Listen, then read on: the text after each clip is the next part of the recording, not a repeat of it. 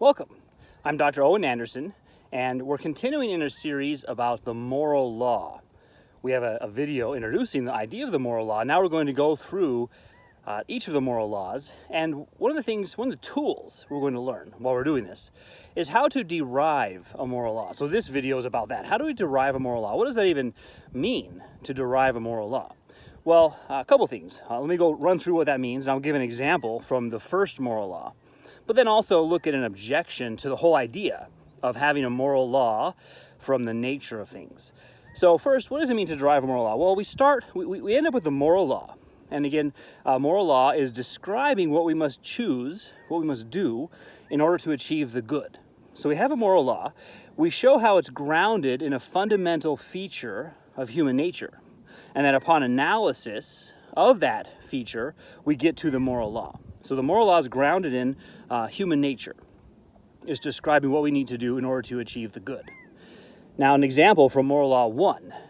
Moral Law 1 is about the most basic concepts that we have in morality. And those have to do with the origin of all things. What is permanent and eternal? And then human nature and the good. What is it to be a human? Because when we're asking about the moral law, we're asking about the moral law for humans. And we're asking about what is it to be good? What is a good human, or what is good for human nature? So in order to answer that question, we have to know what is human nature, which naturally raises the question, where did it come from? So the first moral law is about that. What is eternal and what is good, or God and the good? So an example of how to derive a moral law is this. By nature, we distinguish between means and ends. We make choices by nature.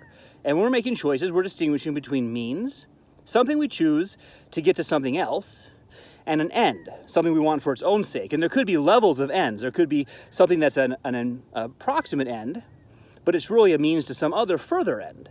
So in ethics, when we're asking about the good, we're asking about what's the highest end? That which is sought for its own sake and not for the sake of something else. So by nature, we make those distinctions between means and ends. That's the first one. We make choices and we make distinctions between means and ends. Second one is that the good is the highest end.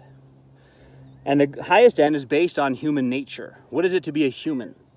That's what we're asking. What is good for a human? Not what is good for a rabbit or what is good for a horse, but what is good for a human? And so third, God, as determiner of human nature, is the only determiner of good and evil for human nature. And that's a kind of formal truth. If you look into any ethical system, you'll see that what they think is the determiner of good and evil, what they think is the determiner of human nature is the determiner of good and evil for humans. So an evolutionary theory will give you that viewpoint as well. A Hindu theory will give you their view of origin of human nature. So that's what's interesting about ethics, is we have to have done epistemology and metaphysics before we come to ethics.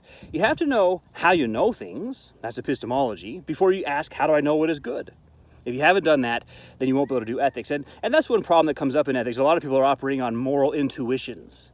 And my moral intuitions give me this conclusion, your moral intuitions give you that conclusion, and we're at an impasse as far as moral intuitions go.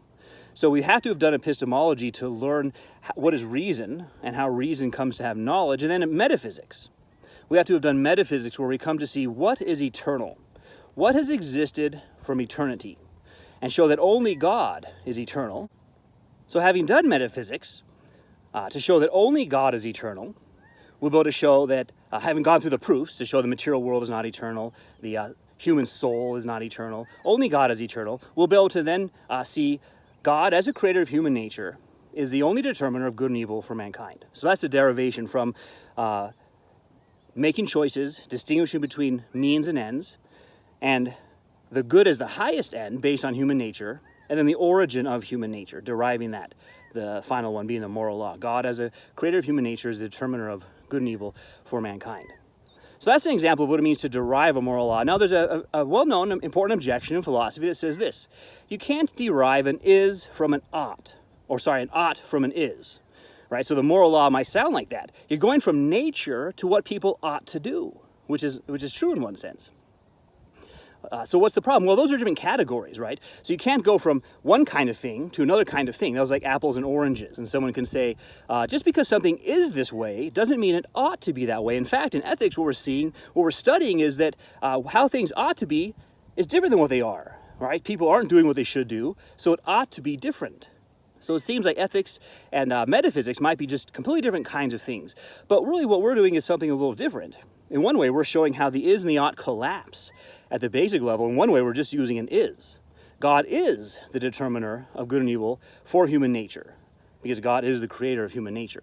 Now, someone could ask, yeah, but why should I affirm that? And that's like saying, why should I affirm what is true? Why ought I to affirm what is true, which is built into the nature of what is true? That's the kind of things you believe. Those are the kind of things that you say are true. So this problem vanishes at that level, where it's sort of, they collapse, right, into the same thing, is and ought. You ought to be a human, and you are a human. Now, when we use, it's because we're using the word is and ought at a basic level there. When we use is or ought at a less basic level, like someone says, I am a runner, but ought I to be a runner? Maybe it's bad for my knees, but it is the case that I am one. But it doesn't follow I ought to be one. So that's a less basic level. Here we're looking just at the most basic level. What am I as a human? Ought I to live according to human nature? Well, if you live contrary to human nature, you aren't anymore. You stop being. So that's why I said this is the most basic analysis of that concept. At that level, you can't make another choice. You are a human. If you act contrary to human nature, you're in that process of no longer being human. So the is the level of being, is and ought. So that challenge doesn't apply here. So we're going to be learning how to derive each of the moral laws. Here I've given an example of how to derive moral law 1. Thanks for joining me.